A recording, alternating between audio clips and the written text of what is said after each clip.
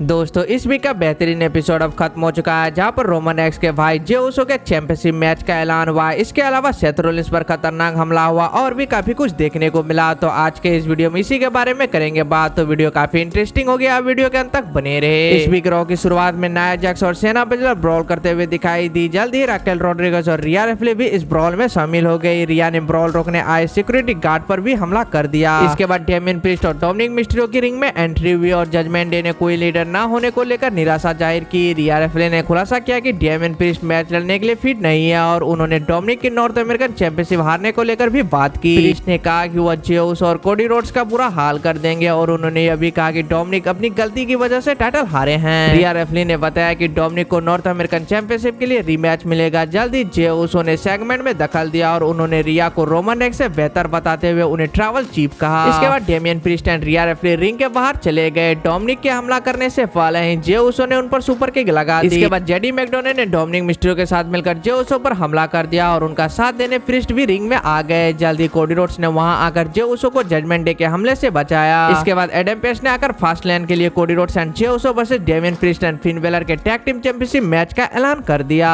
इसके बाद alpha academy के Otis and Chad Gable versus Imperium के Giovanni Vinci and Ludwig Kaiser के बीच एक टैग टीम मैच होता है। इस मैच में इन दोनों टीम्स ने एक दूसरे को तगड़ी फाइट दी और जबरदस्त मैच देखने को मिला। इस मैच के अंतिम पलों में जियोवानी विंच ने दखल देकर ओटिस का ध्यान भटका दिया और इसका फायदा उठाकर लुडविग कैजर ने ओटिस को अपना मूव देकर पिन करते हुए मैच जीत लिया। इसके बाद Bronson read versus Cedric Alexander के बीच एक सिंगल मैच देखने को मिला। सेड्रिक अलेक्जेंडर ने घंटी बजते ही ब्रॉन्सन रीड पर हमला कर दिया। जल्द ही ये दोनों सुपरस्टार रिंग के बाहर चले गए और सेड्रिक रिंग के बाहर रीड पर डाइव लगाते हुए दिखाई दिए, लेकिन वो ज्यादा देर तक मैच में कंट्रोल बनाए नहीं रख सके। इसके बाद ब्रॉन्सन रीड ने अलेक्जेंडर को क्रॉस रोड देने के बाद रनिंग सेंटेंस दे दिया। वही अंत में रीड ने उन्हें सुनामी मूव देकर पिन करते हुए मैच जीत लिया। इसके बाद Drew McIntyre backstage Adam Pearce से द मिज को लेकर बात करते हुए दिखाई दिए। इसके बाद Intercontinental championship contract signing segment देखने को मिला। आईसी चैंपियन गुंथर और टोमिसो चिम्पा रिंग में कॉन्ट्रैक्ट साइनिंग के लिए आ गए। टोमिसो ने टाइटल मैच मिलने के बारे में बात की और उन्होंने कहा कि गुंथर को आसानी से सब कुछ मिल गया। इसके बाद गुंथर ने चिम्पा पर तंज कसते हुए खुद को महानतम आईसी चैंपियन बताया। जल्दी जब टोमिसो चिम्पा ने गुंथर को बोलने से रोका तो आईसी चैंपियन ने उन्हें ऐसा नहीं करने के लिए कहा। इसके बाद चिम्पा ने गुंथर से रॉ में चैंपियनशिप मैच की मांग की और उन्होंने इसे स्वीकार कर लिया। गुंथर और टोमिसो चिम्पा के बीच ब्रॉल की शुरुआत हो गई और चिम्पा ने उन्हें सबमिशन में जकड़ लिया। इस वजह से गुंथर पीछे हटने को मजबूर हो गए। इसके बाद Damian Priest backstage JD McDonagh पर गुस्सा दिखाई दिए। इसके बाद रिया रिप्ले ने प्रीस्ट को शांत किया और केविन ओवेंस एंड जे उसो के रिश्ते में दरार बढ़ाने को लेकर बात की। इसके बाद जेवियर वुड्स का वाइकिंग राइडर्स के आयवार के खिलाफ मैच देखने को मिला। मैच शुरू होते ही वुड्स ने आयवार पर ड्रॉप किक लगाई और उन्हें मैच में अच्छी फाइट दी। वही आयवार मैच में अपनी ताकत का इस्तेमाल करते हुए वुड्स पर दबदबा बनाने की कोशिश करते हुए दिखाई दिए। अंत में आयवार ने टॉप रो से स्प्लैश लगा दी, लेकिन न्यू डे मेंबर ने रास्ते से हटते हुए खुद को बचा लिया। इसके बाद जेवियर को 2 बार कोशिश करने पर आयवार को रोल अप के जरिए पिन करने में कामयाबी मिल गई। मैच के बाद आयवार ने जेवियर वुड्स पर हमला कर दिया और उन्हें बचाने आए कोफी किंगस्टन पर भी अटैक करके उनकी हालत खराब कर दी। वाइकिंग राइडर्स ने वुड्स को पावर बॉम्ब देते हुए कोफी किंगस्टन पर पटक दिया और अंत में टॉप रोप से दोनों पर स्प्लैश लगा दी।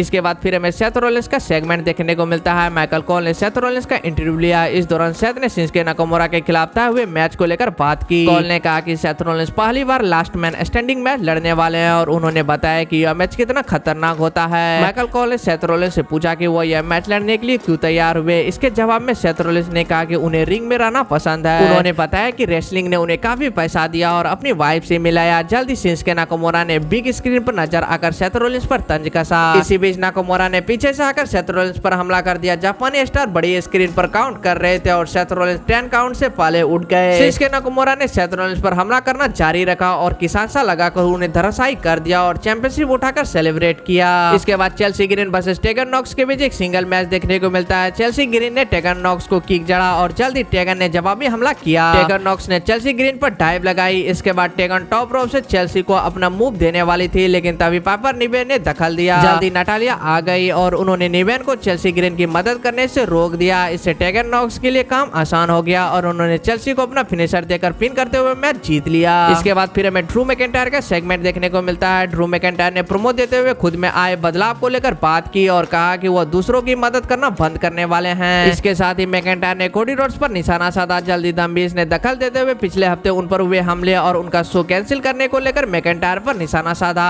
इन दोनों के बीच जमकर बहस देखने को मिली और मैकिंटायर मैकेंटायर ने मीज के खिलाफ मैच लड़ने का प्रस्ताव दिया, लेकिन मीज मैच लड़ना नहीं चाहते थे। जब स्कॉटिश साइकोपैथ जाने लगे तो मीज ने उन पर हमला कर दिया। इसके बाद ड्रू ने फाइट बैक करते हुए मीज पर अटैक कर दिया और उन्हें रोकने के लिए ऑफिशियल को आगे आना पड़ा। इसके बाद फिर हमें Drew McIntyre versus the Miz के बीच एक सिंगल मैच देखने को मिलता है। द मिज रिंग के बाहर चले गए और मैकेंटायर ने उनका पीछा किया। जब मैकेंटायर रिंग में वापस आ गए तो मिज ने उन पर हमला कर दिया। जल्दी मैकेंटायर ने मिज की बैरिकेड से टक्कर कराई। इसी बीच मैकेंटायर ने टर्नबकल पेड़ हटाकर द मिज की इससे टक्कर कराई और उन्हें डीडीटी देकर पिन करते हुए मैच जीत लिया। ड्रू ने बात मानी कि वो बदल चुके हैं और उन्होंने माफी मांगे। उन्होंने जे उसो पर भी तंज कसने की भी कोशिश की। इसके बाद कोडी रोड्स का इंटरव्यू लिया गया, जहां कोडी रोड्स ने कहा कि जजमेंट डे की वजह से ही उनके जे उसो के साथ टीम बन पाई। उन्होंने आगे कहा कि जजमेंट डे के साथ साथ वो और जे उसो भी स्मैकडाउन में नजर आएंगे। इसके साथ ही फर्स्ट लाइन में अनडिस्प्यूटेड टैग टीम चैंपियनशिप जीत का दावा किया। इसके बाद फिर हमें मंडे नाइट रॉ के मेन इवेंट में गुंथर ने टोमेसो ciampa के खिलाफ मैच में अपनी इंटरकॉन्टिनेंटल चैंपियनशिप डिफेंड किया।